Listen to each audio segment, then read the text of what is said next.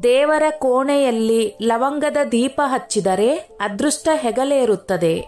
ದೇವರ ಪೂಜೆಯನ್ನು ಮಾಡುವ ಮುನ್ನ ದೇವರ ಕೋಣೆಯನ್ನು ಶುದ್ಧಗೊಳಿಸಿ ಹಿಂದಿನ ದಿನ ಹಾಕಿಟ್ಟ ಹೂವು ಮತ್ತು ಬತ್ತಿಗಳನ್ನು ತೆಗೆದು ದೇವರನ್ನು ಪೂಜಿಸುವ ಸಂಪ್ರದಾಯವಿದೆ.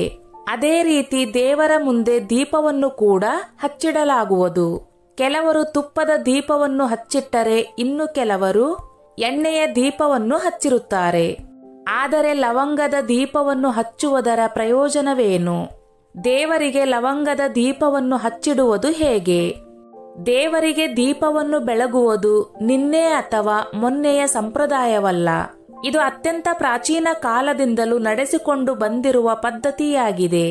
ಸೂರ್ಯ ಹುಟ್ಟುತ್ತಿದ್ದಂತೆ ಮನೆಯ ದೇವರ ಕೋಣೆಯಲ್ಲಿ ಮತ್ತು ಮನೆಯ ಅಂಗಳದಲ್ಲಿರುವ ತುಳಸಿಗೆ ಪೂಜೆಯನ್ನು ಮಾಡಿ ದೀಪವನ್ನು ಬೆಳಗುವುದು.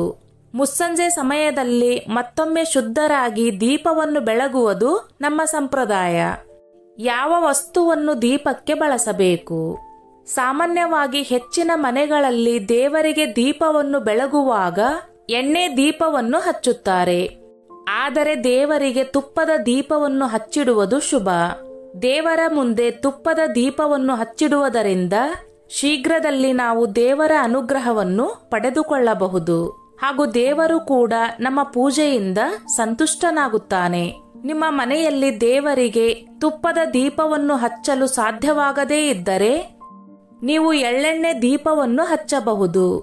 ಎಳ್ಳೆಣ್ಣೆ ದೀಪ ಕೂಡ ನಿಮ್ಮ ಬಳಿ ಹಚ್ಚಲು ಸಾಧ್ಯವಾಗದಿದ್ದರೆ ಸಾಸಿವೆ ಎಣ್ಣೆ ದೀಪವನ್ನಾದರೂ ಹಚ್ಚಬೇಕು.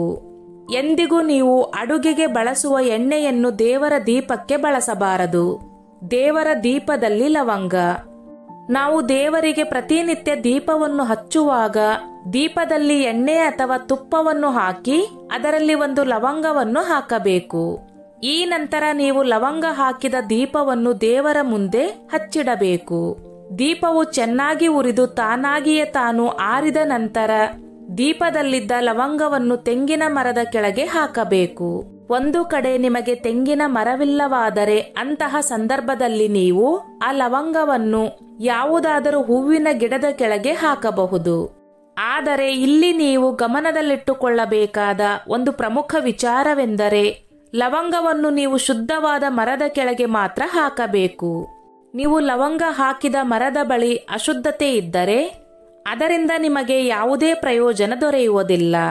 ಲವಂಗ ಹಾಕಿ ದೀಪ ಬೆಳಗುವುದರ ಪ್ರಯೋಜನ: 1. ಲವಂಗ ದೀಪವನ್ನು ಬೆಳಗುವುದರಿಂದ ನಿಮ್ಮೆಲ್ಲಾ ಕಷ್ಟಗಳು ಕ್ಷಣದಲ್ಲಿ ನಿವಾರಣೆಯಾಗುವುದು. 2. ಆರ್ಥಿಕ ಸಂಕಷ್ಟಗಳೆಲ್ಲ ಬಗೆಹರಿಯುವುದು. 3. ಹಣವನ್ನು ಆಕರ್ಷಿಸುವುದು.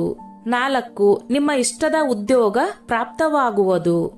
5. ಮಾನಸಿಕ ಸುಖಶಾಂತಿ ವೃದ್ಧಿಯಾಗುವುದು. 6. ಕುಟುಂಬದಲ್ಲಿ ಸಂತೋಷ ಮತ್ತು ಸಾಮರಸ್ಯ ಹೆಚ್ಚಾಗುವುದು. 7. ಪತಿ ಪತ್ನಿಯರ ನಡುವಿನ ಸಂಬಂಧ ದೃಢವಾಗುವುದು. ದೇವರ ಪೂಜೆಯನ್ನು ಮಾಡುವ ಸಮಯದಲ್ಲಿ ದೀಪವನ್ನು ಹಚ್ಚುವುದು ಕಡ್ಡಾಯವಾಗಿರುತ್ತದೆ. ದೇವರಿಗೆ ದೀಪವನ್ನು ಹಚ್ಚದೆ ಮಾಡುವ ಪೂಜೆಯನ್ನು ಅಪೂರ್ಣವೆಂದು ಪರಿಗಣಿಸಲಾಗುತ್ತದೆ. ಹಾಗಾಗಿ ಪ್ರತಿದಿನ ನೀವು ತಪ್ಪದೆ ದೇವರಿಗೆ ದೀಪವನ್ನು ಹಚ್ಚಿ ನಂತರ ಪೂಜೆಯನ್ನು ಪ್ರಾರಂಭಿಸಬೇಕು. ಸ್ನೇಹಿತರೆ, ಈ ನನ್ನ ಮಾಹಿತಿ ನಿಮಗೆ ಇಷ್ಟವಾಗಿದ್ದಲ್ಲಿ ದಯವಿಟ್ಟು ಶೇರ್ ಮಾಡಿ, ಲೈಕ್ ಮಾಡಿ ಮತ್ತು ಸಬ್ಸ್ಕ್ರೈಬ್ ಮಾಡಿ.